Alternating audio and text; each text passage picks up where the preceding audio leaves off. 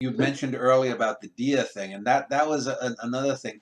And this is before we were talking about these plays. We were talking about writing, and that's another key element when you're writing is there's so much. I mean, in any given day, there's so much that you can pick up and use. And it's always amazed me with writers, even the best writers, is they have this cliche of, oh, I've got to think of something to write about. I've got to sit down and I've got to, I'm going to write a poem or whatnot. What am I going to write? I have to think of, no, what did you do just in the last 24 hours?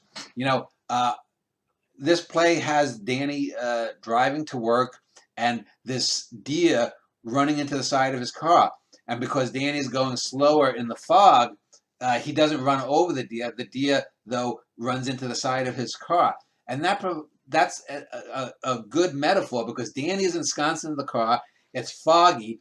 And this outside force of nature wants to get in somehow and accidentally rams into it, and yet he keeps on driving. And then he goes later and to see if the thing is dead or whatnot, and it's not, and he feels better about it.